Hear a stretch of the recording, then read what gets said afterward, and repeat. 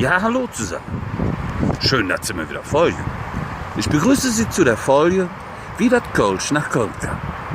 Und damit ist nicht das Getränk gemeint. Nein, damit meine ich die Sprache. Viele Leute heutzutage können im Karneval wunderbar mitsingen.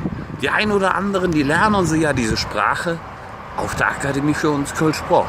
Und wiederum andere, aber noch sehr wenige leider nur noch sehr wenige, sagen wir mal so, die lernen nicht noch, wie ich, ob der Straße. Ja, worum geht es heute? Heute geht es um die Linguistik. Sprich also, wie ist die kölsche Sprache überhaupt entstanden? Kölsch oder veraltet Kölnisch ist die nach Sprecherzahl größte Variante des Ripuarischen und des Zentralripuarischen innerhalb des Mittelfränkischen. Oh, Franken? Ja, stimmt, die waren auch mal hier in Köln. Oder Ripuarisch bedeutet im Endeffekt nichts weiter als einfach platt. Kommt vom lateinischen Ripa, das Ufer. Ist also eine kontinental-westgermanische Dialektgruppe. Ist eine von den 3 großen rheinisch genannten Sprachgruppen, unter denen es räumlich und im Dialektkontinuum des Rheinlandes eine Mittelstellung einnimmt. Sprich also ganz besonders ist, eigentlich das Schönste. Zwischen dem zur niederländischen Sprache zählenden Niederrheinischen am Niederrhein, sprich da, wo die blöden Düsseldorfer und die Gladbacher herkommen, und dem südlich angrenzenden moselfränkischen Dialektraum, welcher wie die ripuarischen Dialekte der westmitteldeutschen Sprachgruppe zugerechnet wird. Sprachgeschichtlich wie phonetisch am nächsten verwandt ist das Limburgische. Das ist eine in Nordbelgien und der südniederländischen Provinz Limburg sowie dem schmalen Streifen von Heinsberg bis zum Niederrhein in Deutschland verbreitete niederfränkische Varietät. Warum spreche ich die ganze Zeit von Franken? Ja, nochmal zurück. Die Franken waren auch mal hier in Köln. Aber die waren nicht nur in Köln. Nein, die waren noch an anderen Orten. Die waren jenseits von Köln. Die waren jenseits von Deutschland, weil damals ja aber Deutschland in der Form ja noch nicht. Ne? Holland auch nicht, Belgien auch nicht. England ja aber noch nicht in der Art und Weise. Frankreich vielleicht, wer weiß. Aber selbst dort sind sie hingekommen. So, jetzt wisst ihr, warum die Franzosen, die Italiener, die Engländer, ja und wir Deutschen so viele Worte gemeinsam haben. Franzosen zum Beispiel der Parapluie. Die Italiener zum Beispiel die Pizza. Ne? Ich erzähl euch keinen Scheiß, könnt ihr mal sehen. Die meisten hören jedoch, wenn sie in Köln sind, eine abgemilderte Form des urkölschen Dialektes. Sozusagen das, was die meisten Leute unter einem Adenauer Dialekt verstehen. Ne? Es weist einen aus als aus der Region. Es weist einen aus, als käme von da. Gut, es wird auch vielerorts von denen, die es nicht wissen, mit dem richtigen Kölsch verwechselt. Aber ich sage euch eins, es gibt nur ein Kölsch und ein Muttersprach. Und das ist das Original. Wenn sich das jetzt hier so anschaut, ne, so da, ob der andere Sieg, ne, ob der Schersig, da hätte das Ganze angefangen. Und viele Leute meinen ja auch heute noch, die Ubier hätten das Kölsch erfunden. Ist nicht der Fall. Das kam halt wie, ja, leider angesprochen, erst viel später, weil die Ubier, die hatten eine eigene Sprache. Dann kamen die Römer und dann setzte sich erstmal bis zu den Franken das Lateinisch hier in Köln durch. Colonia ara Agrippinensum schlag mich tot hessenisch gesehen, bevor es Kölsch kam. Zum modernen Deutschen und den anderen ripuarischen Sprachen bestehen wesentliche textliche Bezüge, wie selbst zum Mittelhochdeutschen, zum Niederdeutschen, zum Niederländischen, zum Englischen, zum Französischen, phonetisch zum Limburgischen, zum Mittelhochdeutschen, zum Französischen, dem Wallonischen, grammatikalisch zum Englischen, zum Pfälzischen und zum Niederländischen. Obwohl Kölsch in einzelnen Varianten in der Lexik andere Dinge zulässt und auch die Aussprache regional und nach den sozialen, ja, ich sage jetzt mal Herkünften unterschiedlich ist es doch die prägende Sprache Deutschlands geworden.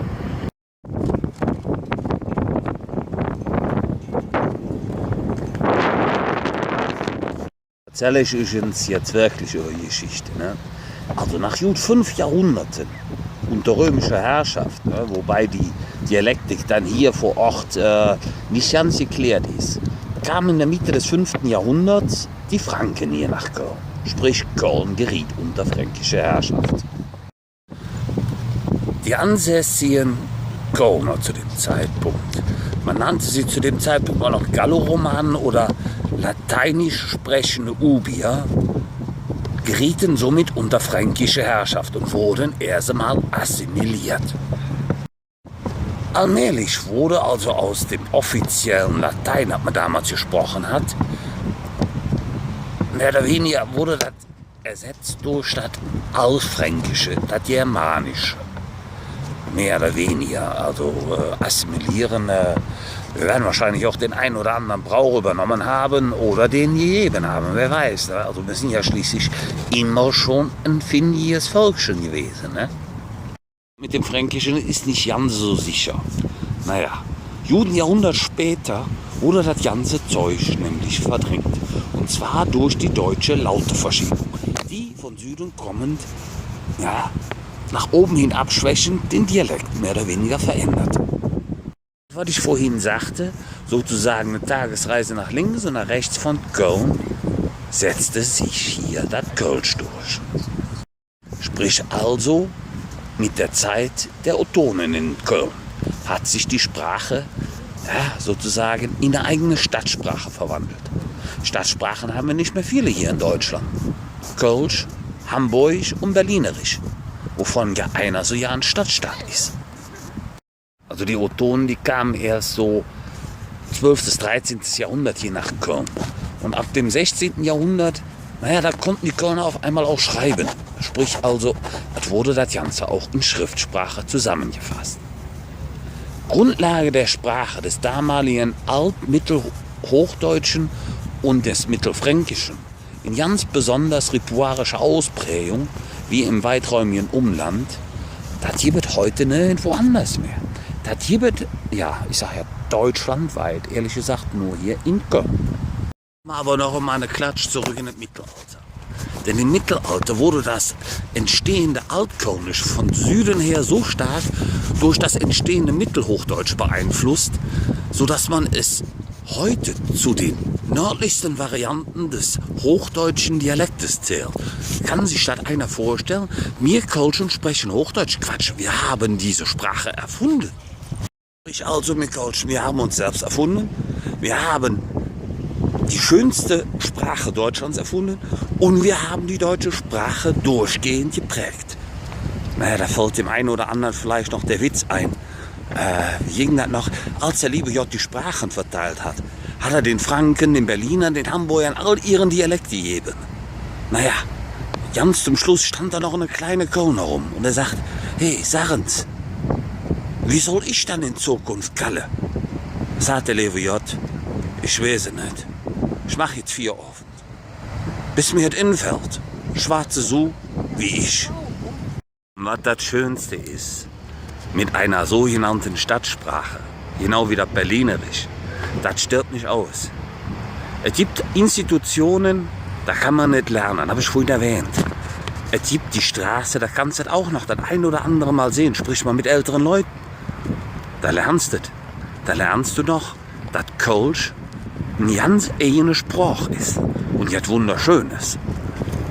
Denn die Art und Weise, wie hier Buchstaben verkausalisiert werden, wie hier ganze Wörter, dadurch, dass man zum Beispiel den R ja nicht spricht, etwas entartet werden, das muss man erst mal lernen.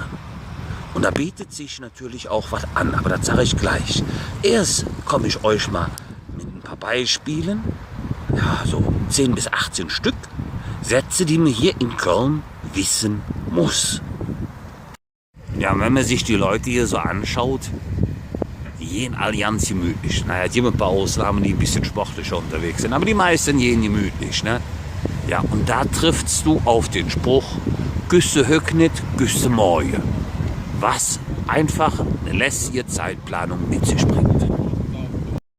Aber wenn da mal einer zu schnell unterwegs ist, dann sagt man was, das nennt sich Marens Hallerflaggen. Also, machen wir nicht so schnell. einer missgebaut hat, kannst du zu ihm sagen, du bist ohne Schöne. Oder wenn einer ehrgeizig ist, der sagt, und wenn der Teufel obstellt so gut. Das ziehen wir durch. Naja, und als ich dann mal irgendwann meiner Liebsten gesagt habe, ich han die gern, hat sie halt nicht verstanden, die kam vom Niederrhein. Die wusste zu dem Zeitpunkt nicht, dass das ich han die gern das höchste der Gefühle ist, was eine Culture von dich geben kann. Weil es heißt, ich liebe dich.